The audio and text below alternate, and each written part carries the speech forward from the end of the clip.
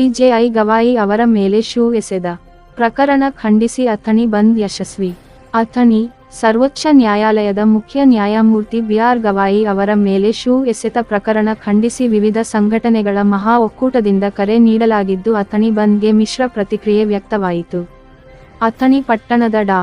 BR. Ambedkar ವೃತ್ತದಲ್ಲಿ ಸಮಾವೇಶಗೊಂಡ ವಿವಿಧ ಸಂಘಟನೆ ಮಹಾ ಒಕ್ಕೂಟದ ಮುಖಂಡರು ಜೇವರ್ಗಿ ಸಂಕೇಶ್ವರ ರಾಜ್ಯ ಹೆದ್ದಾರಿಯನ್ನು ತಡೆದು ಪ್ರತಿಭಟನೆ ನಡೆಸಿದರು. ನ್ಯಾಯಮೂರ್ತಿ ಅವರಿಗೆ ಶೂ ಎಸೆದು ಅವಮಾನಿಸಿದ ರಾಕೇಶ ಕಿಶೋರ ಮತ್ತು ಅಂಬೇಡ್ಕರ್ ಅವರ ಬಗ್ಗೆ ಅವಮಾನಕರ ಮಾತುಗಳನ್ನಾಡಿದ ಅನಿಲ್ ಮಿಶ್ರಾ ಅವರ ಭಾವಚಿತ್ರಗಳಿಗೆ ದಲಿತ ಮಹಿಳೆಯರು ಚಪ್ಪಲಿ ಏಟಿನಿಂದ ಹೊಡೆದು ಆಕ್ರೋಶ ವ್ಯಕ್ತಪಡಿಸಿದರು. ಬೆಳಗ್ಗೆ 10 ಗಂಟೆಯಿಂದ ಮಧ್ಯಾಹ್ನ 1 ಗಂಟೆಯವರೆಗೆ ನಡೆದ ಈ ಪ್ರತಿಭಟನೆಯಿಂದ ಕೆಲವೊಂದು ಸಾರ್ವಜನಿಕ ಸಂಚಾರಕ್ಕೆ ಮತ್ತು ಸಾರಿಗೆ ಬಸ್ ಸೇರಿದಂತೆ ಖಾಸಗಿ ವಾಹನಗಳ ಸಂಚಾರಕ್ಕೆ ತೊಂದರೆ ಉಂಟಾಯಿತು. ಪೊಲೀಸ್ ಇಲಾಖೆಯ ಅಧಿಕಾರಿಗಳು ಅನಿವಾರ್ಯವಾಗಿ ಪರ್ಯಾಯ ಮಾರ್ಗ ಕಲ್ಪಿಸುವ ಮೂಲಕ ವಾಹನಗಳ ಸಂಚಾರಕ್ಕೆ ಅವಕಾಶ ಕಲ್ಪಿಸಿದರು.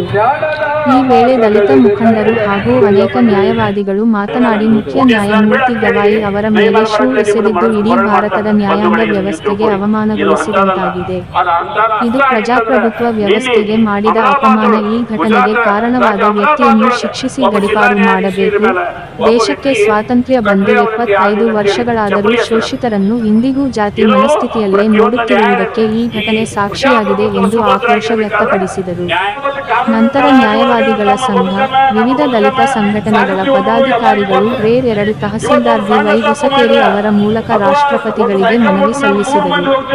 ಈ ಸಂದರ್ಭದಲ್ಲಿ ಪ್ರಕಾಶ ಅಂಬೇಡ್ಕರ್ ಬ್ರಿಗೇಡ್ ಅಧ್ಯಕ್ಷ ಮಹಾಂತೇಶ ಬಾಡಗಿ, ನ್ಯಾಯವಾದಿಗಳಾದ ರಾಮ ಮರಳರ, ನಿತೇಶ ಪಟ್ಟಣ, ದಯಾನಂದ ವಾಘ್ಮೊರೆ, ಸುನೀಲ ವಾಘ್ಮೊರೆ, ಅಪ್ಪು ಘಟಕಾಂಬಳೆ, ಕಪಿಲ ಘಟಕಾಂಬಳೆ, ರಾಜೇಂದ್ರ ಐಹೊಳೆ, ಹಣಮಂತ ಅರ್ಧವೂರ, ಅಸ್ಲಮ ನಾಲಬಂದ ಸೇರಿದಂತೆ ವಿವಿಧ ದಲಿತ ಸಂಘಟನೆಗಳ ಮುಖಂಡರು, ನ್ಯಾಯವಾದಿಗಳ ಸಂಘದ ಸದಸ್ಯರು, ಕರವೇ ಸಂಘಟನೆಯ ಪದಾಧಿಕಾರಿಗಳು ಪ್ರತಿಭಟನೆಯಲ್ಲಿ ಭಾಗವಹಿಸಿದ್ದರು.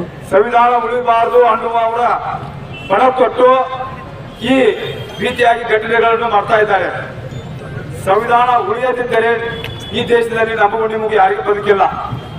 ನಾವು ಅವ್ರು ಯಾವ್ಯಾವ ಪಣ ತೊಟ್ಟರು ನಾವು ಸಂವಿಧಾನವನ್ನು ರಕ್ಷಿಸುವ ಪಣ ತೊಡೋಣ ಅಂತ ಈ ಕೆರೆ ಮೂಲಕ ನಮಗೆ ವಿನಂತಿಸುತ್ತೇನೆ.